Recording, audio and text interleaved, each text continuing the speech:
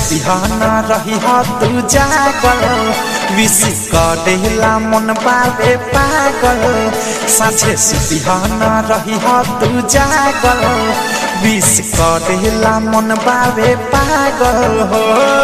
12 बजे होई मुलाकात बात सुनबा क्लियर 12 बजे होई मुलाकात बात सुनबा क्लियर 31 दिसंबर के रात जान बोलब हैप्पी न्यू ईयर